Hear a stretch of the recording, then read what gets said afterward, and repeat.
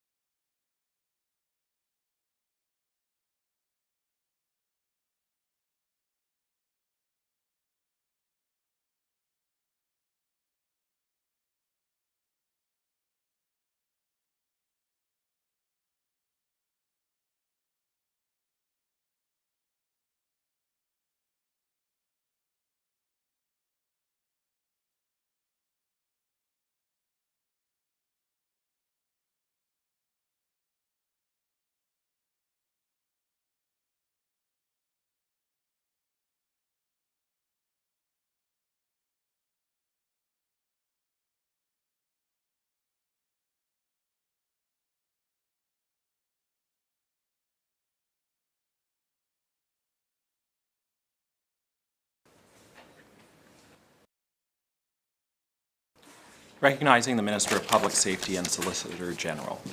Thank you very much, Chair, and thank you to the question about the engagement process. And Road Safety BC and ICBC played a central role in developing and planning the proposed graduate licensing program model, and worked together on consultations that created 2 advisory working groups, bringing together key stakeholders and experts to help shape both proposed changes to the GLP and the MLP models.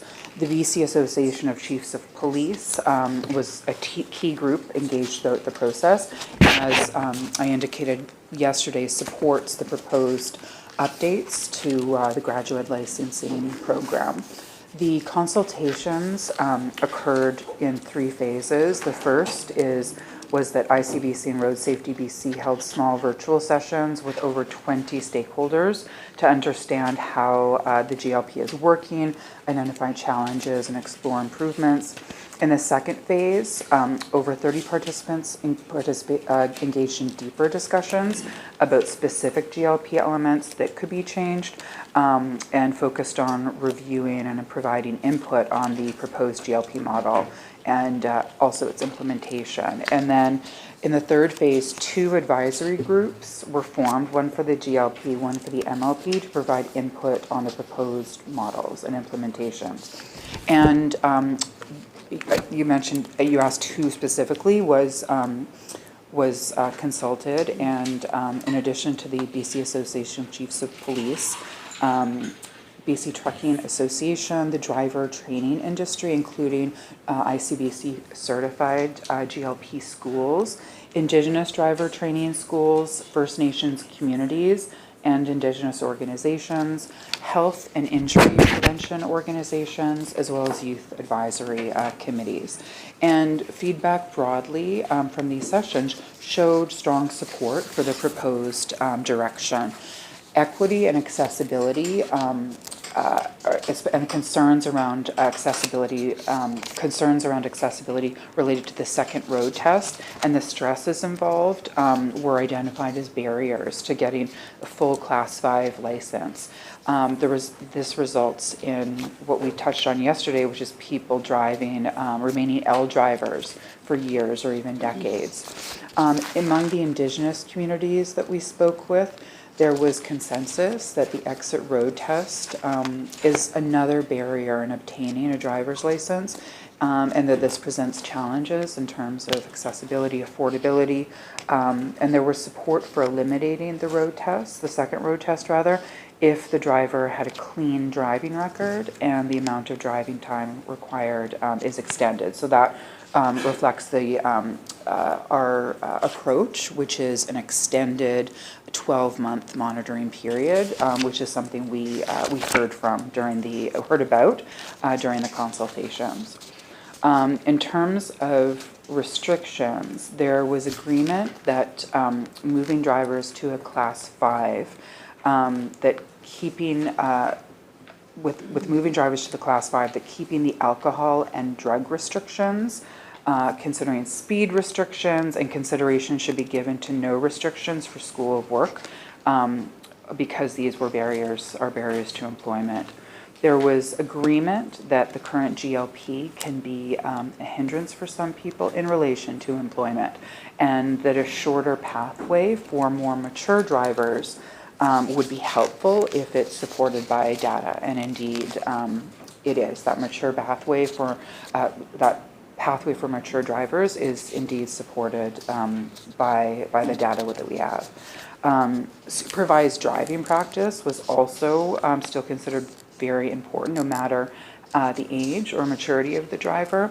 And among Indigenous communities, there were older people learning to drive, and many people, and reference that people that often the 25-year-olds have families and need to get to work, and just a general support among Indigenous communities for pathways for mature drivers. And I think I'll leave it at that. It was a long answer to your question. Recognizing the member for West Kelowna Peachland. Thank you, Chair, and yeah, thorough answer. Thank you. Is a long one there. I just want to go back to something you said, just so I'm clear on what you're saying. So you listed off ICBC, Police Chiefs Association, trucking, and other industries, but you mentioned something that I wasn't clear, and it was the first part of what you said there, and it was really that there was. If I heard you right, it was that there were groups of like 30, and these groups that were formed that kind of gave their view or opinion before you started listing the industry stuff. Phases. Yeah, and you mentioned groups. I'm just wondering who was in those groups. Like you mentioned groups of 30 people and a few other things after the fact. Is that industry? Is that the general public? Like who was in those groups? Yeah. So just to recap the groups that were. Oh. Recognizing the minister. To recap the groups, the specific groups that were included, the Indigenous driving schools, First Nations communities, and Indigenous organizations, representatives from the driver training industry, including the ICBC certified schools, health and injury prevention organizations, youth advisory committees, and the BC Trucking Association. Recognizing the member for Richmond Centre. Thank you, Chair, and thank you to the Minister for that thorough answer. Continue my question yesterday. We were talking about ICBC under Clause 3. I can see that ICBC has the ultimate power by discretionary applying different tests, knowledge tests, road tests, or road signs or signal tests, one or more of the following. So I just want to know, why are we granting ICBC that discretionary power instead of keeping it in the House? I think I ended with this question. Thank you. Instead of? In this House. Yeah, thanks.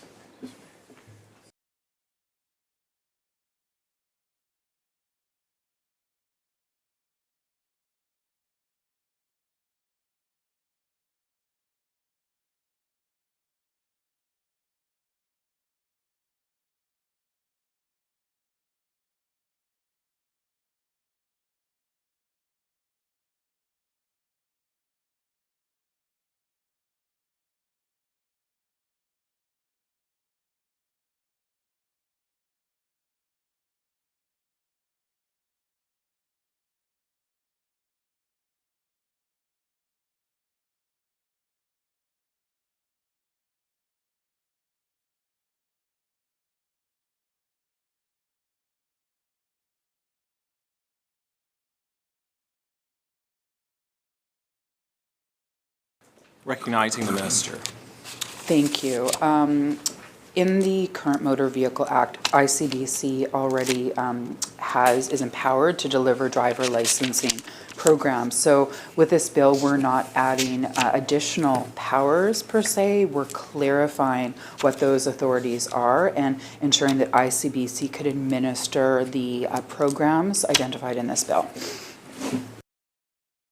Recognizing the member for Richmond Centre. Thank you, Chair, and thank you to the Minister. So what I understand is right now ICBC already have that discretionary power, and you mentioned the bill clarifies it. But if they already have this power, why do we need to clear something that they already have?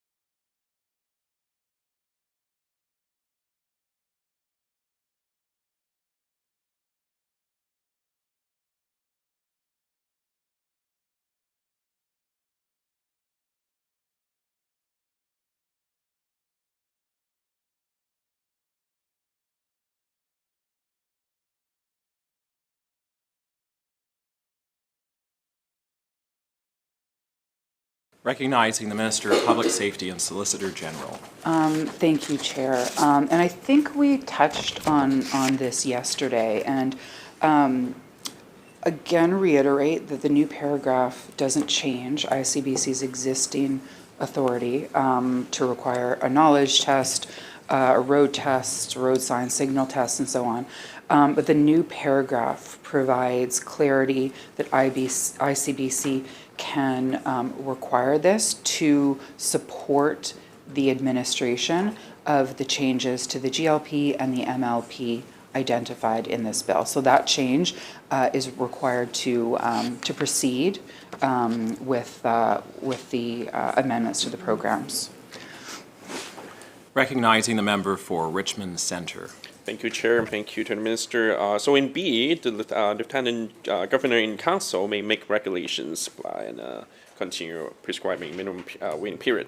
So my general question is, why is this bill granting the LG in Council such broad authority to make or demanding regulations affecting driver licensing? The reason I need to ask this is I'm great concern after this bill is passed. Either ICBC or the LG in Council has full power without letting the House know any changes. I mean, they do have the power, if this bill passed, to make all the changes with us not knowing anything about it. So I want to know, why do we give this broad power to LG in Council and also ICBC? Thank you.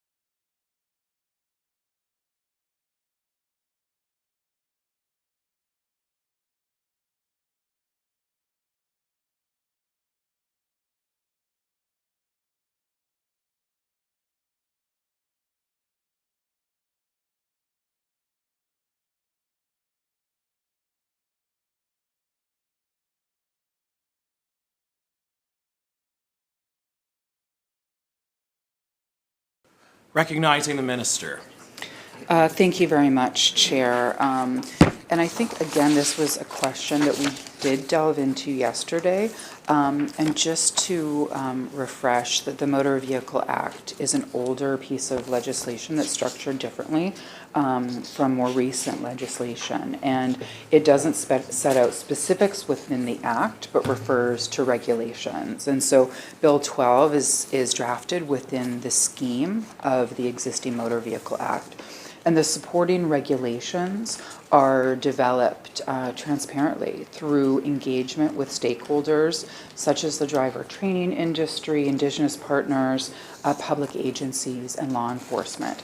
And that will continue. Regulation drafting can be an iterative process, starting with initial discussions of the intent and then meetings to talk through drafts to ensure that there are no unintended consequences. We're committed to ongoing engagements through the regulations process. And then once finalized, all regulations are publicly posted, ensuring transparency and accountability. And I'll just note that this delegated authority that the member refers to has been in place for 30 years. It is nothing new as a result of this act. Recognizing the member for Richmond Centre. Thank you, Chair, and thank you to the Minister. Thank you for the answer, but however, under this bill, we can see that the ordering council or the cabinet actually has full power in the future after this bill is passed to make any changes. I'm glad that you mentioned that all the changes in regulation will be, or hopefully will be, published. But under this bill, it actually doesn't have to be published, because in this bill, it doesn't say all regulations has to be published prior to any changes. So my question would be, what kind of safeguard will we be able to hold your words accountable, saying that all future regulations changes will be published and prior to the changes? Thanks.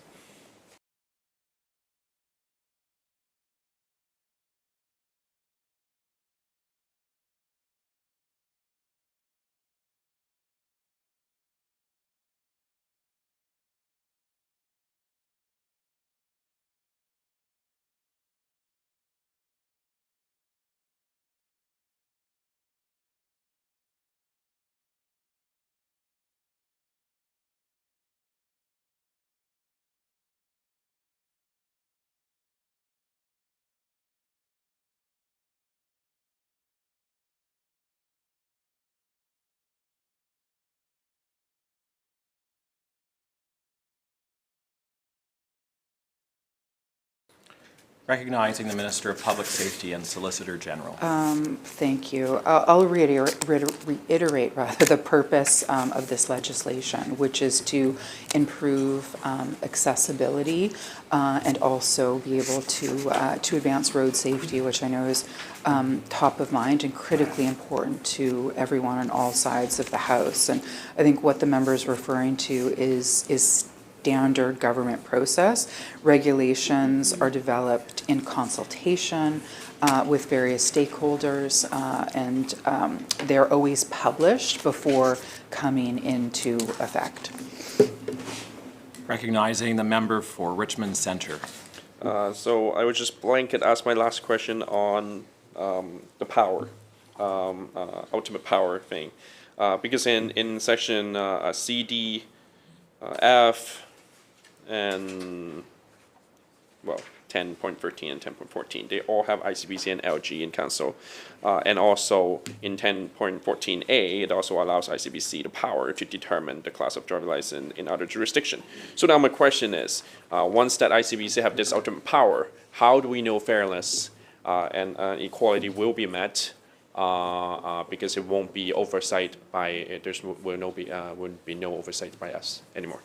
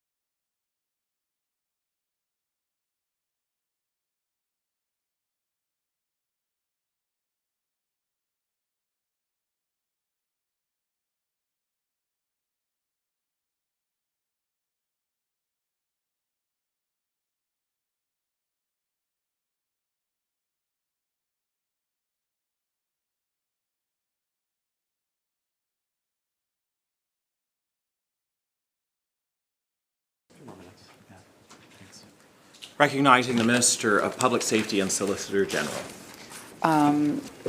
Thank you. Just adding an update to the previous answer I gave around the regulation piece and the publication of regulations, that this is a requirement of the Regulations Act and Section 5 that all regulations are published. And I'll again reiterate that what is proposed in terms of ICBC's role is nothing new. It has been in place for 3 decades, and the government has confidence in ICBC to administrate licensing programs. And we touched yesterday that if there is a complaint about anything related to a driver licensing, that there is the fairness officer who reports to the minister responsible, which is the AG, and concerns can also be raised to the ombudsperson.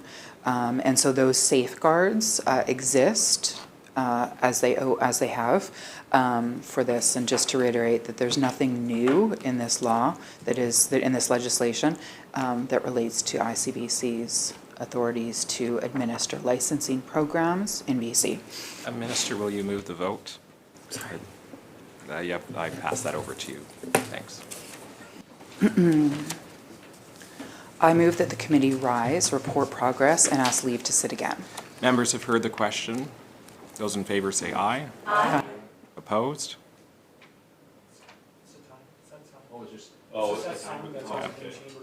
Opposed? Okay, the motion passes. Committee stands adjourned.